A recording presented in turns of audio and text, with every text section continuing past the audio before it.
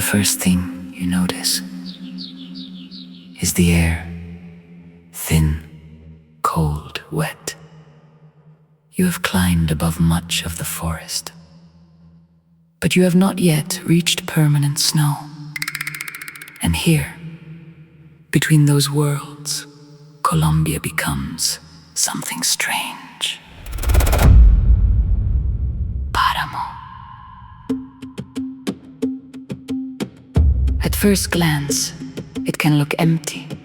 Grass, mist, low vegetation, dark earth, mountains disappearing into clouds. But look closer. There, a plant that looks as though it belongs on another planet. A thick trunk, long pale leaves arranged around it, soft, hairy, reaching upward.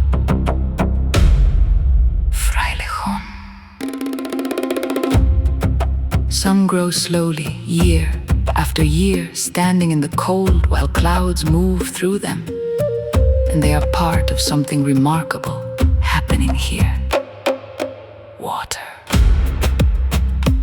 Paramos occur in the high tropical Andes and a few other high elevation regions. And Colombia contains an extraordinary share of the world's paramo ecosystems. These landscapes sit in a climatic zone where clouds, rain, mist, vegetation, and unusual soils interact. Agua. The plants catch moisture. The soil holds it. Organic material accumulates in cold, waterlogged ground. Instead of water simply rushing away, the landscape stores and regulates it slowly.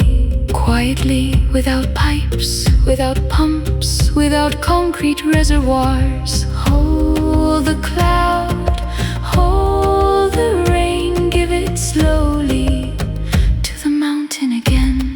And then the water moves, a trickle, a stream, a river, downhill toward farms, towns, reservoirs, cities. For people living far below, water seems to arrive from a faucet. Turn, pour, drink. But water has a history. Take Bogota, millions of people living on a high Andean plateau. Much of the city's water supply depends upon ecosystems in the surrounding mountains, including the Paramos, places such as Chingaza. And beyond the city, Paramo landscapes across Colombia feed rivers and watersheds upon which communities depend. So somewhere, while someone washes a plate, takes a shower, makes coffee, fills a glass, mist is moving through a mountain. Agua. And the frail Jon stands there, not making water from nothing. That would be magic. What it does is more interesting. It belongs to an ecosystem exceptionally adapted to capturing, holding, and regulating the water that arrives here. Leaves interact with mist, roots hold soil, wet ground stores moisture, streams begin, and gravity does the rest. Cloud to leaf, leaf to ground, ground to stream, stream goes down.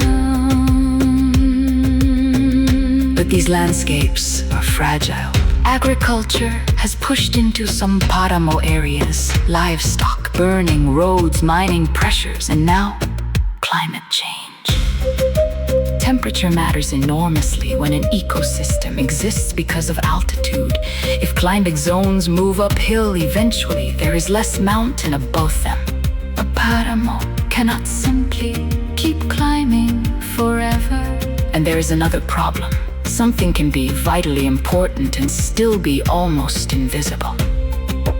People notice a water shortage. They notice when the reservoir looks low. They notice when restrictions begin. But how often do we think about the ecosystem that helped regulate that water before it ever reached the reservoir? Maybe this is why the Paramo is worth seeing, not because it is spectacular in the conventional way. There are no palms, no tropical beach, no enormous jungle canopy. Instead, mist, silence, wet earth, small plants, cold hands, and water being prepared for a journey. Agua. There is something almost humbling about standing here, because below, cities feel powerful. We build towers, roads, tunnels, reservoirs, entire systems for moving water where we want it. But before any of those systems can distribute water, the water has to come from somewhere. A cloud crosses a Colombian mountain, moisture touches a leaf, a droplet falls, the soil receives it.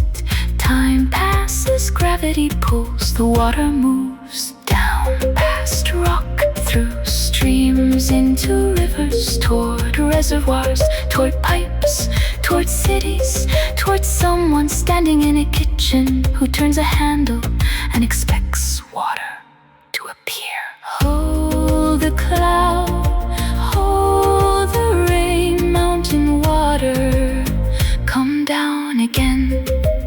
Maybe the most important machines in Colombia don't look like machines. Some look like forests, some look like wetlands, and some stand silently in the mist, covered in soft leaves. Hig.